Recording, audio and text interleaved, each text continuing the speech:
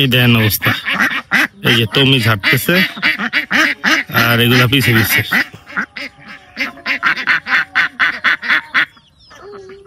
আজান হইতেছে, আমি চাইনি এই ভিডিওটা স্টার্ট করতে, বাট জাস্ট এটা কিভাবে তোমাদের পিছে দৌড়ে এটা দেখানোর জন্য।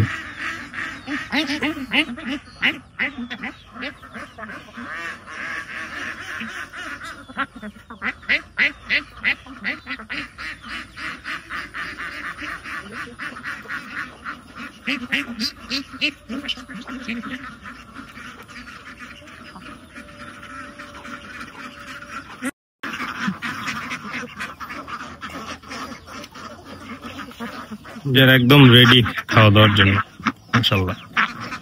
বাট দুঃখজনক বিষয়, ওরা ডিমে আসেনি, প্রায় 1.5 মাস তো হয়ে গেল। ইনফ্যাক্ট আমাদের পুরানো হাঁসগুলোরও এখন ডিম বন্ধ। ধান উঠতেছে, আপনারা তো কোনো না কোনো ভিডিওতে দেখছেন আগে যে আমরা ধান টান কাটতেছি, তো এখন ডিমে আসা উচিত।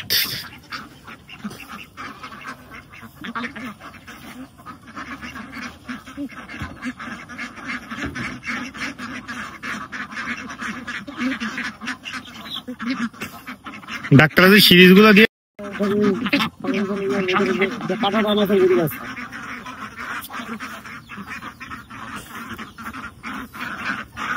হাঁসগুলারে জিন খাওয়াবো 10 দিন।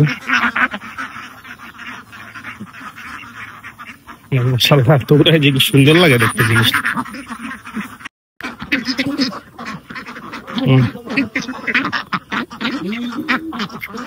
একদম আমার চতুর্দিক দিয়ে কিভাবে লেগে যে দেখো,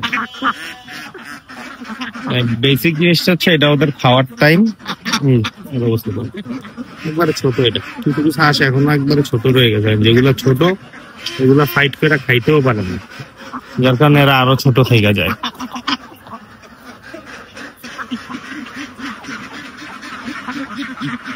তুমি দেখছি আরো দিতে গেছে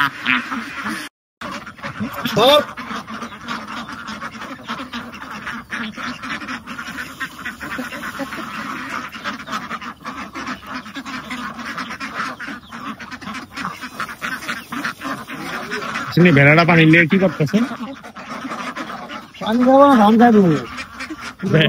ভেড়া এবারে দিক দিয়া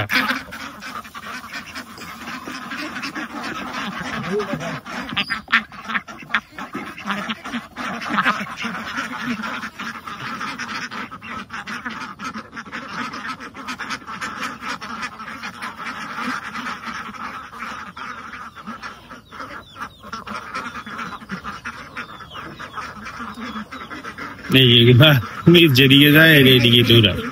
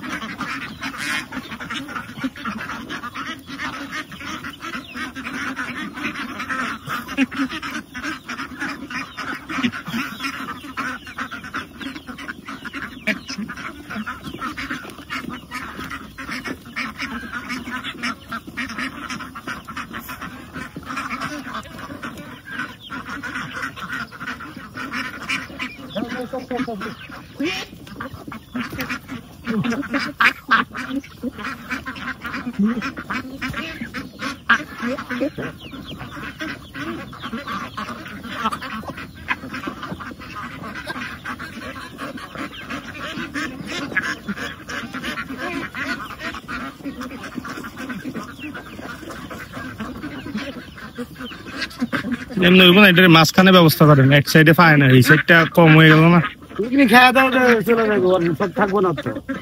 না খাইবো সবজি ঠিক আছে, ওইটা অস্বীকার করি না আমি, কিন্তু কি হ্যাঁ বৃদ্ধি করেন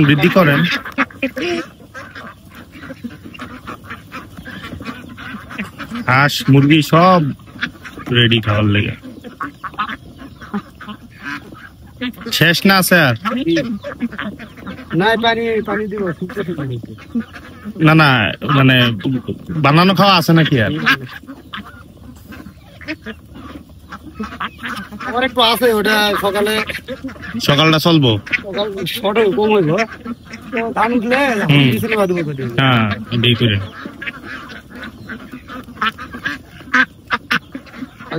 মুরগি মাঝখানে ঢুকে গেছে, দেখছেন অবস্থা। মুরগি খুবই আলোচনা করবো।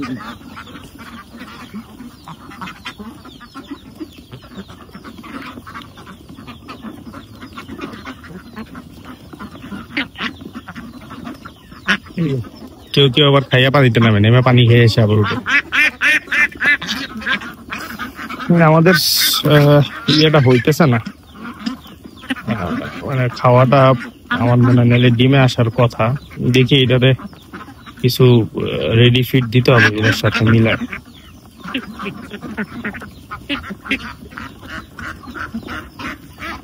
এই আর কি, তো হাঁসের ভিডিও এইটুকুই থাকলো, শেষ করে দিই এটা এখানেই। ভালো থাকেন সবাই, দোয়া করেন হাঁসগুলো যেন সুস্থ থাকে। আর যারাই দেখতেছেন মাশাআল্লাহ বলুন। আসসালামু আলাইকুম।